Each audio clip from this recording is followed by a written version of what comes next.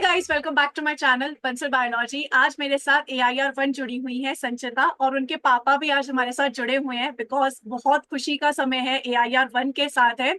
तो सबसे पहले मैं स्वागत करूंगी संचिता के पिताजी का, जो अपना वक्त निकाल के हमारे साथ आए हैं इंटरव्यू देने। संचिता के पापा, मैं आपसे सबसे पहले ये पूछना चाहूंगी अंकल कि कैसा था आपका रिएक्शन जब आपको पता चला संचिता के AIR-1 आई है। बेटा बहुत खुशी हुई। भगवान का आशीर्वाद रहा, आप जैसों का सहयोग रहा। जहाँ से इसने बहुत अच्छा वो कंप्यूटर की वो ले, इसने जो सब्सक्रिप्शन बोलते हैं वो लिया। बहुत बढ़िया रहा जी। अंकल, आप बाकी जो पेरेंट्स हैं उन्हें क्या मैसेज देना चाहेंगे, जो संचिता जैसे स्टूडेंट्स हैं जो प्रिपेयर कर रहे हैं, स्पेशली जो लड़कियां हैं जो तैयारी कर रही हैं, तो उनके पिता को, माता जी को आप क्या मैसेज देना चाहोगे? उनको तो ये मैसेज देंगे भाई, मन लगा के पढ़ो। और जहाँ आप जैसों का सब्सक्रिप्शन मिलता है जिसमें बहुत अच्छी डिटेल मिलती है, और पढ़ाने का तरीका भी बहुत बढ़िया होता है उसका। बाई फेस जाके मिलो उनसे, उनका सब्सक्रिप्शन लो या ऑनलाइन क्लासेज लगाओ, और मन लगा के पढ़ाई पढ़ो। जैसे संचिता है, इसने कम से कम 12-13 घंटे लगातार पढ़ाई पढ़ी भी है। सुबह 8 साढ़े 8 बजे बैठ जाती थी पढ़ने के लिए, दोपहर को 3 साढ़े 3 बजे तक पढ़ती। ऐसा ही शाम का रूटीन इसका। लगभग 9 बजे बैठ जाना इसको पढ़ने के लिए। रात को 2 ढाई 3 बजे तक पढ़ के सोती थी। ये जैसे कुछ अपने एक्सपीरियंस के लिए पढ़ाने भी जा कर दिया 2-3 घंटे, वहां पे भी बोलती थी कि मेरा पापा पढ़ाने का मेरा अच्छा तजुर्बा मिल गया। मैंने ये कहा, हाँ बेटा, जहाँ से ये फोन पे ये देख रही है उनका शुक्रिया अदा बोलना। उन्होंने अच्छी गाइड दी आपको। आपका जी बहुत बहुत धन्यवाद। आपने बहुत अच्छा सिखाया इनको। अंकल, मुझे बहुत खुशी है आप जैसे पेरेंट्स इंडिया में अभी भी हैं जो इतने अच्छे से लड़कियों को पढ़ाना चाहते हैं, अपने बच्चों को पढ़ाना चाहते हैं। अब संचिता, मैं आपसे बात करना चाहूंगी क्योंकि ये पूरी जर्नी एक तरीके से आपकी थी, आपने बहुत मेहनत की है, तो मैं अब आपके साथ कंटिन्यू करना चाहूंगी। Sanchita, first of all congratulation for AIR-1। AIR-1 के लिए आपको ढेर ढेर ढेर सारी शुभकामनाएं हैं। Thank you ma'am. संचिता, आप मुझे ये बताओ कि मतलब कहाँ से सोचा है कि मतलब शुरू करना है, CSI नेट की तैयारी शुरू करनी है, सोचा कहाँ से आपने? मैम, जब मेरी ग्रेजुएशन हुई उसके बाद मैंने पोस्ट ग्रेजुएशन में एडमिशन लिया। तो मैंने रोहतक से की है अपनी पोस्ट ग्रेजुएशन, अच्छा। हरियाणा में रोहतक से। तो जब मैं वहां पे एडमिशन लिया तो मेरे ब्रदर ने मेरे को एक बात बोली कि अगर मास्टर्स करनी है तो सिर्फ मास्टर्स तक मत रहना, नेट तक जाना। तो उनकी वो बात, वहां से ये सीख मिली। फिर एडमिशन लेने के बाद मैं वहाँ जैसे प्रोफेसर्स के ऑफिस के सामने ऐसे देखती थी ना, उनके नाम के आगे डॉक्टर। वहां से मेरे को ये ड्रीम हुआ कि यार, नाम के आगे डॉक्टर तो एटलीस्ट चाहिए ही चाहिए। तो वहां से मेरे को डेडिकेशन हुआ कि मेरे को पीएचडी करनी है। तो फिर मैंने नेट की कोचिंग ली, तैयारी शुरू की। कोचिंग तो मैंने प्रॉपर मास्टर्स के बाद ली थी, लेकिन प्रिपेयर करना थोड़ा थोड़ा वो एमएससी के टाइम पे ही स्टार्ट कर देते, क्योंकि एमएससी का जो सिलेबस होता है वो अप्रोक्स हमारा 60 to 70%, 75 तक चला जाता है। वो इतना सारा जो है वो इससे नेट से रिलेटेड ही होता है, ठीक है। ज्यादा कुछ डिफरेंट होता नहीं है उसमें। तो अगर वहां से हम क्लियर कर लेते हैं तो फिर जो 6 मंथ की कोचिंग है ना, वो इनफ होती है हमारे लिए। तो आपने रोहतक में कौन से कॉलेज से पढ़ाई की है संचिता? मैंने रोहतक में बाबा मस्तनाथ यूनिवर्सिटी से अपनी पीजी की है। अच्छा। तो जब आप प्रिपरेशन हाँ। की शुरुआत आपने की थी CSI नेट की, तो कौन सी ऐसी चीज थी जिसका आपको सबसे ज्यादा डर लग रहा था कि भाई यार ये तो सबसे ज्यादा डरावनी चीज है, मुझे इससे डर लग रहा है? नहीं, ऐसा डर तो किसी चीज का नहीं था। बस ये था, जब बस ये था कि क्या पता पहली बारी में ना निकले।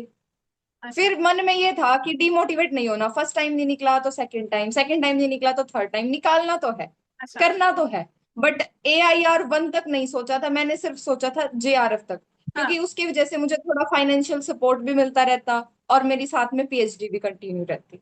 बट AIR-1 अपने आप में एक बहुत बड़ी सक्सेस है। संचिता, ये आपका फर्स्ट अटेम्प्ट था? नो मैम, इससे पहले मैंने एक अटेम्प्ट और दिया था 2023 दिसंबर में। अच्छा। हाँ जी, उस टाइम पे मतलब ऐसी कोई कोचिंग वगैरह नहीं थी, बस वो मास्टर्स के अकॉर्डिंग सेल्फ प्रिपरेशन थी। ठीक है। तो तब आपको याद है तब हाँ आपके जी। कितने मार्क्स बने थे, कुछ ऐसा आइडिया है? मेरी परसेंटाइल 40 के आसपास थी। अच्छा, 40 से 100 सीधा 60 परसेंटाइल का जंप आ रहा है आपने, तो सीधा खुद ही मारी है आपने बहुत बड़ी। ये तो बहुत अच्छी बात है संचिता। फिर ये 1.5 ईयर का गैप भी तो हो गया ना। हाँ डेफिनेटली वन वो पॉइंट दिसंबर फाइव। 2023 था, और ऊपर से इस बार हमें प्लस पॉइंट ये भी मिला, ये पेपर दिसंबर में होना था और वो 2 महीने और ग्रेस में मिल गए, तो प्रिपरेशन के लिए और बेनिफिट हुआ ना इसमें। तो संचिता इस बार आपके कितने मार्क्स बने हैं? 162.5। और आपने रॉ मार्क्स भी अपने कैलकुलेट किए थे? इसलिए तो नॉर्मलाइज स्कोर होगा। रॉ मार्क्स कहीं पे भी कैलकुलेट किए थे? हाँ, वो मैंने किए थे, वो मेरे 150 के आसपास कुछ बन रहे थे। अच्छा, और आपका मॉर्निंग शिफ्ट था इवनिंग शिफ्ट था? Evening shift. इवनिंग शिफ्ट था। तो आपको अब ये सब तैयारी आपने सोच ली, सब कुछ सोच लिया, तो अब मैं ये पूछूंगी कि आपको बंसल बायोलॉजी के बारे में कैसे संचिता पता चला था? मैम बंसल बायोलॉजी, जैसे मैंने मास्टर्स में स्टार्ट एडमिशन लिया, हम्म। फर्स्ट सेम आया, स्टार्ट किया, तो मतलब वो मास्टर्स का लेवल एक ऐसा आ जाता है हमारा कि जहाँ पे स्टूडेंट को सेल्फ स्टडी ही करनी पड़ती है। हम्म। वो स्कूल वाला लेवल तो रहता नहीं कि टीचर करवा रहा है। तो हम्म। उस टाइम पे मैं यूट्यूब पे, मतलब कोई भी कंटेंट पढ़ना होता मैं यूट्यूब से फाइंड करती। हम्म। तो आपकी मैंने 2-3 वीडियो देखी, तो वहां से फिर मेरे को ना, मतलब आपका ऐसे समझ आने लग गया और बेसिक क्लियर होने लगे, कंसेप्ट क्लियर होने लग गया।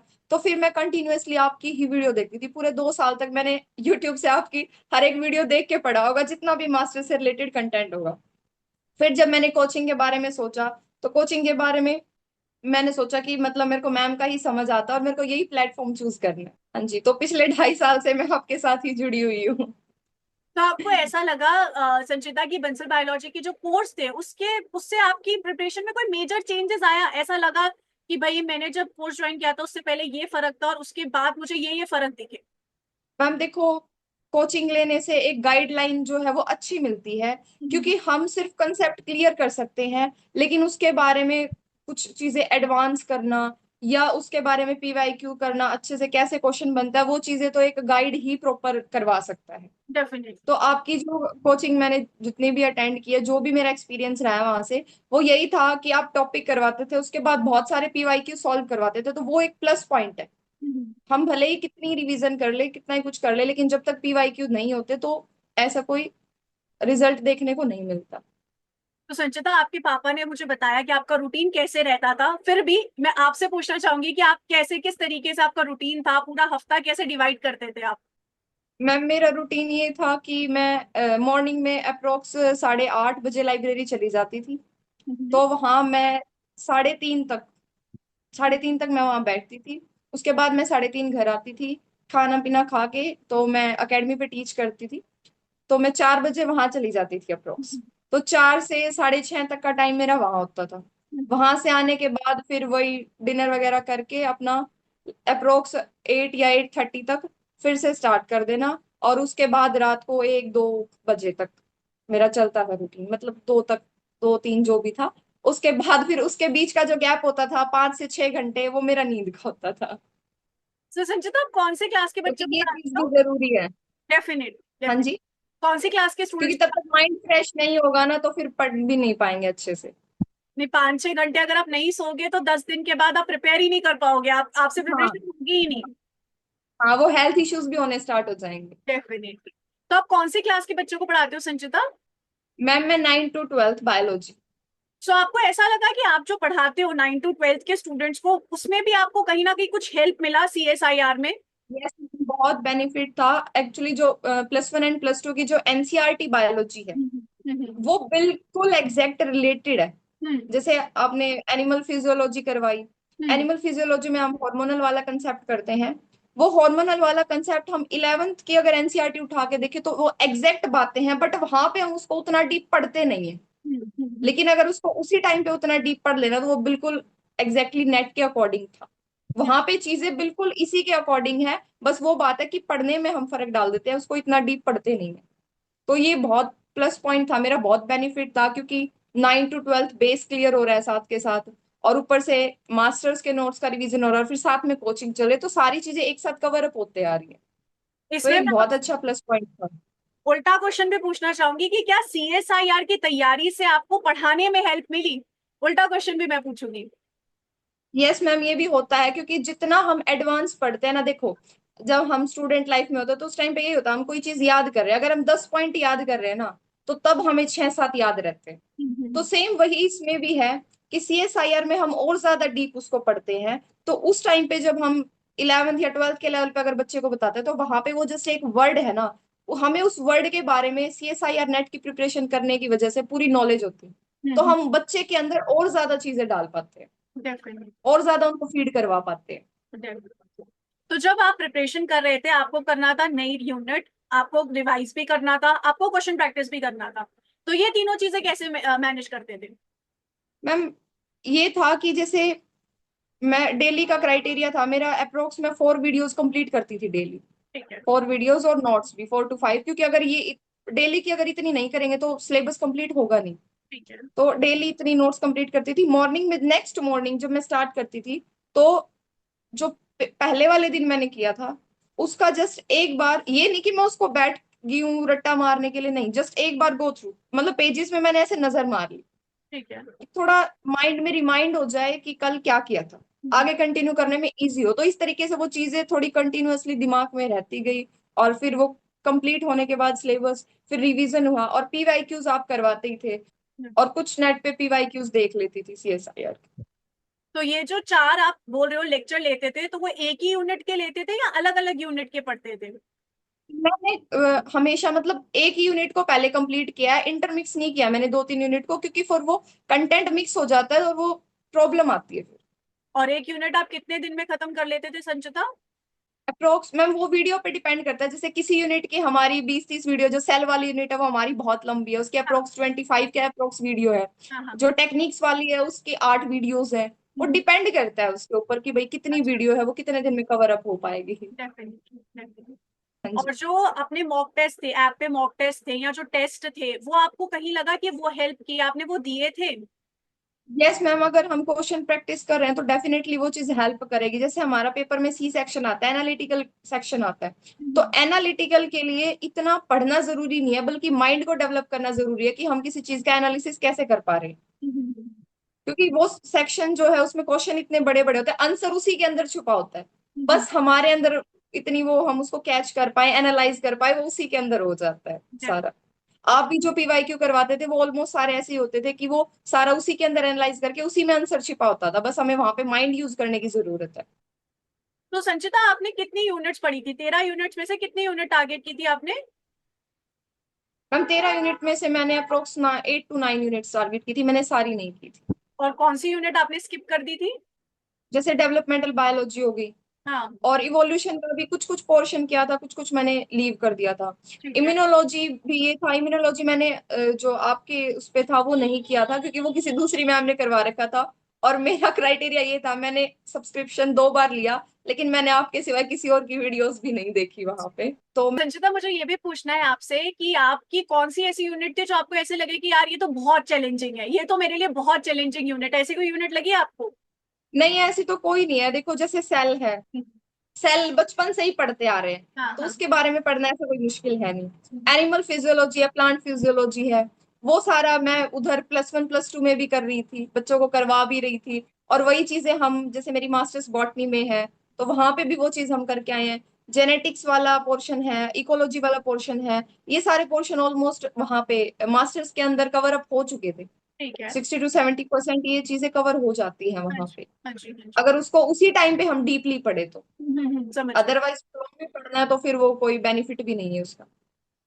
तो संचिता, जब आपको लो फील होता होगा, बिकॉज ऑब्वियसली बात है, आप बता रहे हो आपने 2023 में दिया था एग्जाम, फिर 1.5 साल का आपका गैप है, हो सकता है लो फील होता था, तो उस टाइम पे आप अपने आप को कैसे मोटिवेट करते थे? आपके पिताजी भी बैठे हैं तो शायद वो आपको हेल्प करते थे, या किस तरीके से आप मोटिवेट करते थे? मैम 2023 में देने के बाद, उस टाइम पे मेरी मास्टर्स कंप्लीट नहीं हुई थी, ठीक है। और मैं कोचिंग उसी टाइम लेना चाहती थी, लेकिन मेरे ब्रदर एडवाइस करते थे कि कभी भी, मतलब स्टार्टिंग से उन्होंने मेरे को यही एडवाइस किया है कि कभी भी एक साथ 2 चीजों पे पैर मत रखो, ठीक है। हमेशा एक ही चीज पे फोकस रखो। तो वो यही बोलते थे कि मास्टर्स पे फोकस करो, मास्टर्स को अच्छे से करो, उसके बाद फिर उस चीज पे अच्छे से फोकस करना। 2 चीजें एक साथ लेने में जो है वो, मतलब हम उसको हैंडल नहीं कर पाते। तो फिर उस टाइम पे ये गैप हो गया। 2024 जून में मास्टर्स कंप्लीट हुई, फिर मैंने प्रिपरेशन पे प्रॉपर फोकस कर दिया था, और उसी टाइम से मेरी टीचिंग स्टार्ट हुई थी। अच्छा। ओके, तो हाँ दोनों ही जी। चीजों ने आपको हेल्प कर दिया, प्रिपरेशन ने भी और जो हाँ आप जी। क्लासेस ले रहे थे उन्होंने भी। हाँ जी, हाँ वेरी जी। गुड। सो आपको ऐसा लगता है कि सीएसआर नेट के दौरान जो आप तैयारी कर रहे थे उसमें आपका कोई माइंडसेट भी इवॉल्व हुआ, बायोलॉजी को देखने का आपका नजरिया बदला, ऐसा कुछ? मैम बायोलॉजी में इंटरेस्ट मेरा स्टार्टिंग से ही था, क्योंकि बायोलॉजी मेरे को एक मिस्ट्री सी लगती है। जैसे ही बायोलॉजी पढ़ते हैं ना, हमें ये पता लगता है कि हमारे अंदर क्या चल रहा है।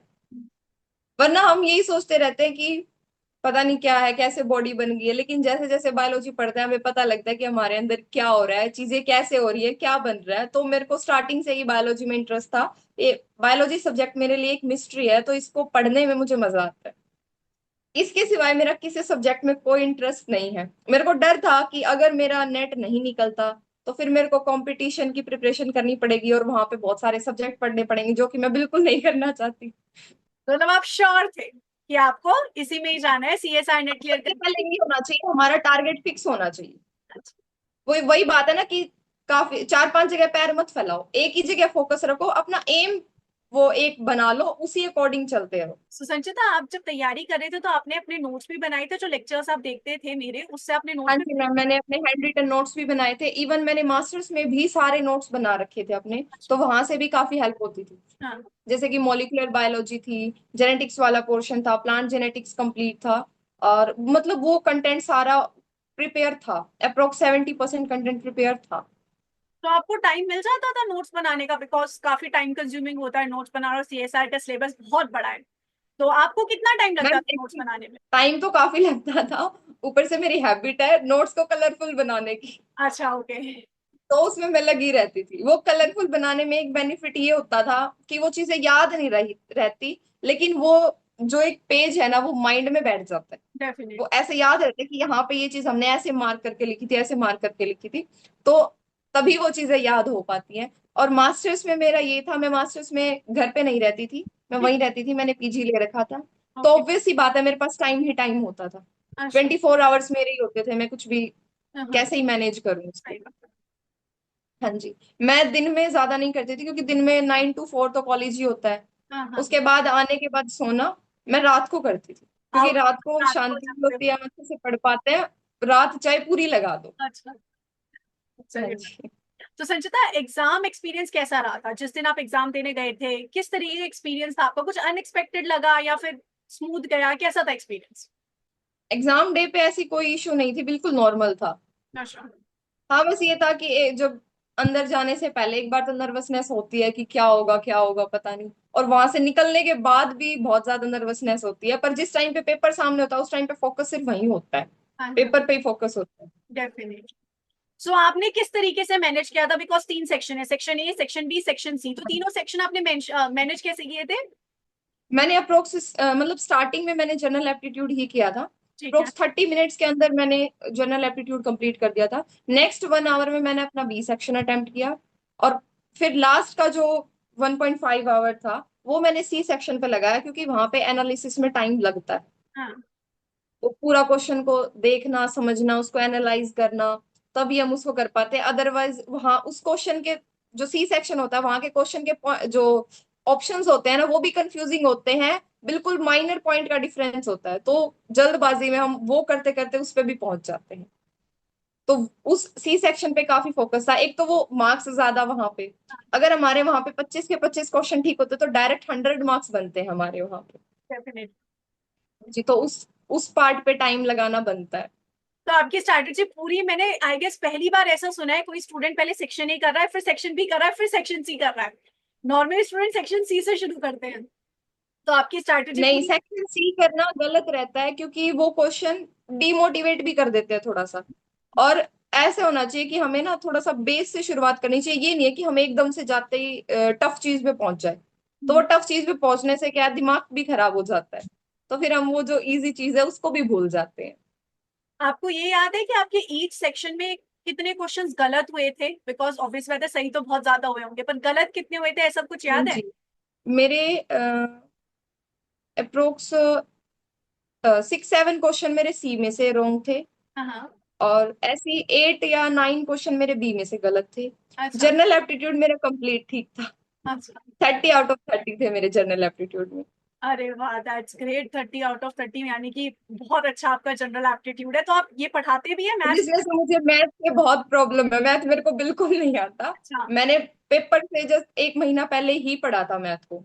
तो संचिता, अब मैं आपसे पूछना चाहूंगी, जो फ्यूचर एस्पायरेंट्स है, जो नेक्स्ट ईयर देंगे या इस साल देंगे, उन स्टूडेंट्स को आप क्या मैसेज दोगे? क्योंकि वो अभी अपनी प्रिपरेशन हो सकता है शुरू कर रहे हो, तो आप उनके लिए हाँ जी। मोटिवेशन हो। क्योंकि आपने AIR 1 यस निकाला, तो आप अन्य JRF निकाला, तो आप मोटिवेशन हो। तो आप उनको क्या बोलना चाहोगे? मैम, मेरा पहला मैसेज तो यही है उनको कि अपना गोल सेट करो, गोल को फिक्स करो। तब तक गोल फिक्स नहीं होता जब तक हम अच्छे से प्रिपरेशन नहीं कर पाते, उसको टाइम नहीं दे पाते। अब ये हो रहा है कि हम किसी चीज की सोच रहे हैं, पेरेंट्स कुछ बोल रहे हैं, हम 50% टाइम अपनी चीज पे लगा रहे हैं, 50% टाइम जो पेरेंट्स बोल रहे हैं उस पे कर रहे हैं। ऐसा नहीं होना चाहिए। अपना एक ही एम फिक्स करो। अगर पेरेंट्स उसके अगेंस्ट मतलब कोई और चीज बोल रहे हैं तो उनको भी समझाओ कि नहीं, मेरे को इसी चीज में ही रहना है, मेरा इसी में इंटरेस्ट है, यही प्रिपेयर करना है। एम अपना बिल्कुल प्रॉपर सेट करो, गोल सेट करो, और उसके बाद एक प्रॉपर स्ट्रेटेजी के साथ अपनी प्रिपरेशन स्टार्ट करो। डेफिनेटली होगा, ये तो सोचना ही मत। डीमोटिवेट तो कभी भी नहीं होना चाहिए, एक ना एक दिन तो हो ही जाता है। तो संचिता, फेलियर का रिजल्ट ही सक्सेस होता है। डेफिनेटली जब आप गिरते हो तभी आप उठोगे, बिना गिरे तो यस आपको मैम। समझ नहीं आएगा। तो संचिता, जो स्टूडेंट्स नेक्स्ट ईयर के लिए प्रिपेयर कर रहे हैं, क्या आप उन्हें बंसल बायोलॉजी किसी भी एंगल से रिकमेंड करोगे?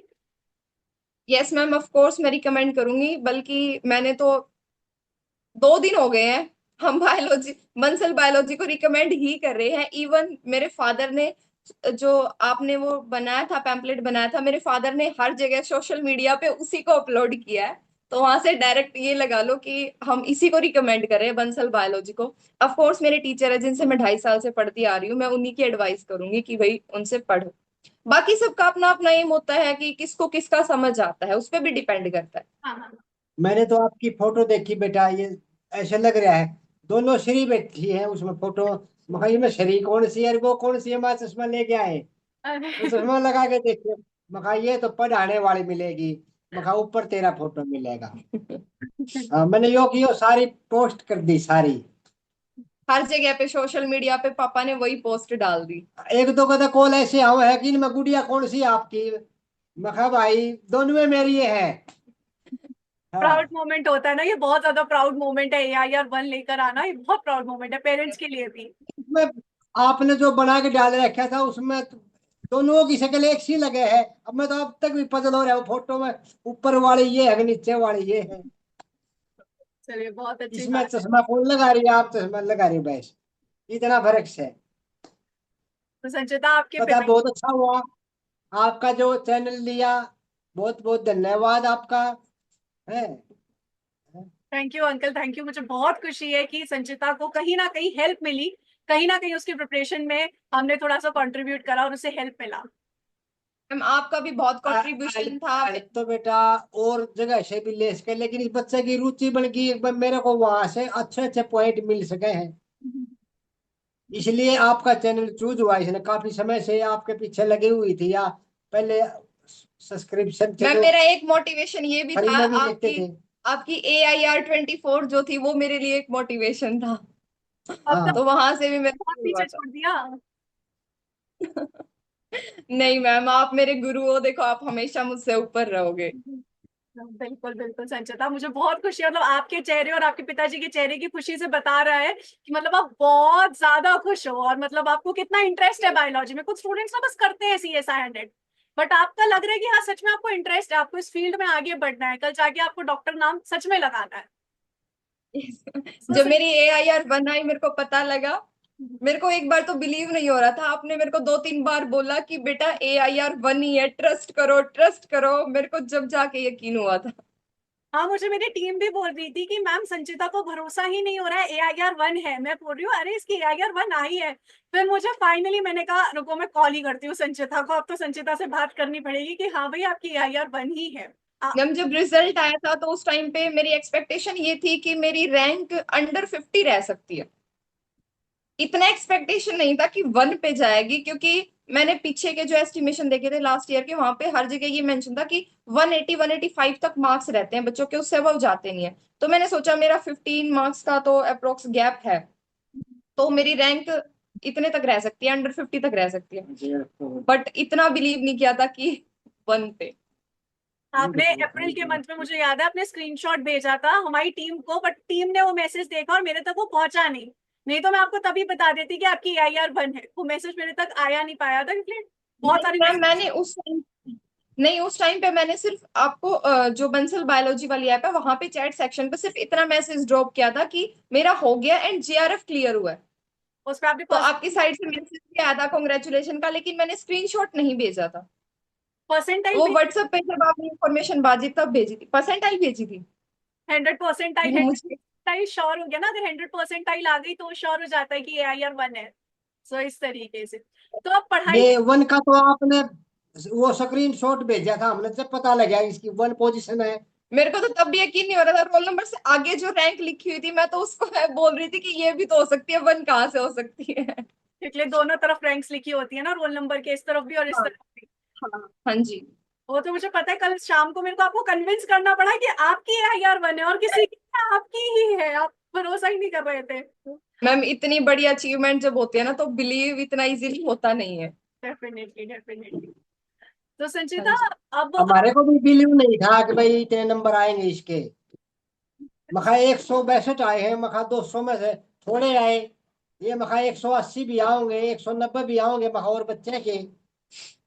अब मुझे क्या पता इतनी हार्ड पढ़ाई होती है, ये 162 तो ये मुश्किल पहुंचे है।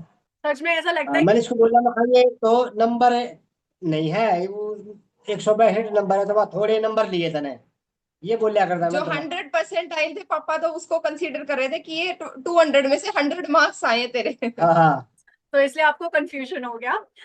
तो संचिता, अब आपका फ्यूचर प्लान क्या है? आपने काफी बताया कि आपको साइंटिस्ट बनना है, डॉक्टर लगाना है, बट फिर भी मैं पूछना चाहूंगी, क्या आपका फ्यूचर प्लान है? मैम फ्यूचर प्लान ये है कि मेरे को जाना प्रोफेसर लाइन पे है।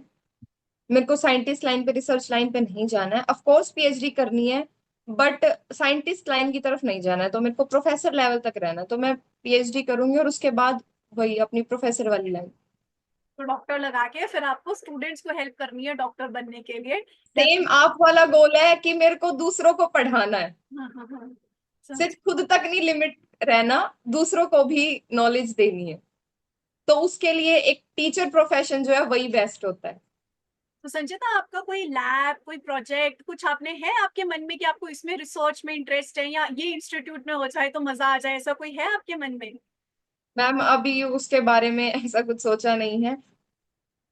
पेरेंट्स तो ये चाहते हैं कि IIT वगैरह में लें, डेफिनेटली। बट फिर वो IIT की जो रिसर्च लेवल आ जाती है वो एक साइंटिस्ट की तरफ मोड़ देती है हमें। लेकिन मेरा टारगेट अभी प्रोफेसर तक ही है, और अभी ऐसा कुछ फाइनल मैंने सोचा भी नहीं है। तो आप लोगों से, अपने टीचर से, प्रोफेसर से गाइड लूंगी तभी कुछ फाइनलाइज कर पाऊंगी। डेफिनेटली एनी टाइम संचिता, ये तो मैंने आपको कल भी कहा था, any time, because obviously yes बात मैम। है, CSR क्लियर करना इज वन थिंग, उसके बाद भी बहुत लंबा सफर होता है। तो वो भी अभी आपको पार यस करना है, तब PhD में एडमिशन होगा। तो अब लास्ट मैम। चीज मैं आपको बोलना चाहूंगी संचिता, कि अब जो स्टूडेंट्स प्रिपेयर कर रहे हैं उनको कुछ मोटिवेशनल अगर आप बोलना चाहो, मैसेज देना चाहो। फर्स्ट मोटिवेशन तो मेरा यही था कि अपना एम सेट करो, गोल सेट करो, और थोड़ा सा इधर उधर की चीजों से थोड़ा दूर रहो, अवॉइड करो। मेन अपना पढ़ाई पे फोकस करो, और एक टाइम टेबल, एक स्ट्रेटजी प्रॉपर सेट करो कि आपको पढ़ाई को टाइम देना है। बाकी चीजें पैरेलल में आप चाहे कुछ करो, इंजॉयमेंट है वो हर चीज ठीक है, बट लेकिन एक पढ़ाई के लिए टाइम जरूर निकालो। फोकस करो और अपना एम सेट करो और लगे रहो बस। और कभी भी फेलियर से हार मत मानो। वो डेफिनेटली। बोलते हैं ना, डर के आगे जीत है, तो फेलियर के आगे सक्सेस है, डेफिनेटली है। डिमोटिवेट तो कभी भी नहीं होना है। और अगर एक बार नहीं, 2 बार नहीं, 3 बार नहीं, 4 बार नहीं, कभी तो निकलेगा, कभी तो होगा। JRF नहीं, अरे नेट तो निकलेगा। नेट, हमारा नेट हो गया है, ये बोलने में ही अपने आप में एक बहुत बड़ी सक्सेस हो जाती है। और फिर और अगर अच्छी प्रिपरेशन करेंगे तो JRF भी निकलेगा, रैंक भी निकलेगी, डेफिनेटली सब कुछ होगा। कोशिश करने वालों की कभी हार नहीं होती, वही वाली बात है। Yes ma'am. अगर आप कोशिश करोगे यस। तो हार कभी नहीं होगी। तो संचिता, अगर आप बंसल बायोलॉजी के साथ अपनी जर्नी को वन लाइन में, सिर्फ एक लाइन में डिस्क्राइब करना चाहोगे तो आप क्या बोलोगे? 1 लाइन में तो बस यही है कि बंसल बायोलॉजी के साथ जो जर्नी थी वो बेस्टेस्ट थी मेरे लिए। चलिए संचिता, मुझे बहुत खुशी हुई आपके बहुत साथ। Helpful. Thank you so much Sanchita. मुझे बहुत अच्छा लगा आपके साथ डिस्कस करके, और आई होप कि ये जर्नी आगे वाले स्टूडेंट्स को मोटिवेट जरूर करेगी कि हम भी यहाँ यस पर कर मैम। सकते हैं, प्रिपरेशन करके हम भी CSI नेट जरूर क्लियर कर सकते हैं और रिसर्च यस स्कॉलर बन सकते हैं। मैम, मैं हरियाणा से बिलोंग करती हूँ, हिसार डिस्ट्रिक्ट में मेरा गांव है, विलेज उगालन। अच्छा। और हाँ जी, मेरे फादर महेश शर्मा और मेरे ग्रैंडफादर हैं महावीर मास्टर, मेरे टीचर थे मेरे दादाजी। अच्छा, तो ओके। वो हमारे लिए एक मोटिवेशन था। हाँ। अरे वाह। हाँ जी। तो संचिता, ऐसा भी है क्या कि गांव में? उन्होंने ही मेरी जर्नी में, मतलब उन्हीं को स्टार्टिंग से ये था कि मेरे को अपने बच्चों को एक अच्छे मुकाम पे पहुंचाना है। हाँ। तो ये जर्नी मेरी अकेले की नहीं थी, कहीं ना कहीं मेरे टीचर्स की गाइडलाइन भी साथ में थी, मेरे पेरेंट्स का सपोर्ट भी साथ में था, और इनका सबका आशीर्वाद था, तभी मैं ये कर पाई हूँ, वरना पेरेंट्स के सपोर्ट के बिना हम कुछ भी नहीं कर पाते। तो मुझे लगता है आज पूरा गांव शायद आपके ऊपर प्राउड फील कर रहा होगा, बिकॉज एक इंडियन यस लेवल एग्जाम में आपने AIR-1 लाया है। मैम। मैं यहाँ पे जैसे गांव में नहीं रहती थी, मैं 2-3 साल की थी तभी मैं अपनी बुआ जी के साथ चली गई थी, मैं अपनी बुआ जी के पास रहती थी। अच्छा अच्छा, ओके। तो उन्होंने ही मुझे पढ़ाया है, मेरी ग्रेजुएशन पोस्ट ग्रेजुएशन सब कुछ उन्होंने ही किया है। और कहीं ना कहीं ये जो, मतलब मैंने मुकाम हासिल किया है, ये उन्हीं की वजह से कर पाई हूं मैं, क्योंकि उन्होंने मुझे सपोर्ट किया है। घर में 4 टीचर। मेरे घर में 4-4 टीचर भी है, मेरे 2 भाई 2 भाभी, सभी MSc chemistry, MSc physics, MSc maths ऐसे हैं। अच्छा। बायोलॉजी में अकेली थी। हाँ, और उनका ये था कि MSc BEd तक तो हम है ही, हाँ, एटलीस्ट कोई उससे आगे तो निकले। डेफिनेटली। सो मतलब हाँ पूरे जी। घर में पढ़ाई का माहौल है, और एक बायोलॉजी बचा था वो अब आपने कवर कर दिया है। Yes ma'am. चलिए संचिता, बहुत घर में देख के ही सीखते हैं हम, अगर घर का इन्वायरमेंट पढ़ाई का दिख रहा है तो तभी और एडवांस, वही बोलते हैं ना कि अगर पेरेंट्स कुछ पढ़े हुए हैं तो उनके बच्चे उससे और एडवांस सोचते हैं। संचिता, बहुत अच्छा लगा आपसे बात करके। Thank you so much for joining with Bansal biology. I wish you all, thank you ma'am. Definitely we are here अगर थैंक आप यू मैम। या किसी में भी कुछ भी हेल्प चाहिए होगी। Okay ma'am, thank you ma'am. Thank thank you. बहुत बहुत धन्यवाद मैडम जी, आपका चैनल का बहुत बहुत धन्यवाद। You so much uncle, thank you so much. Thank you.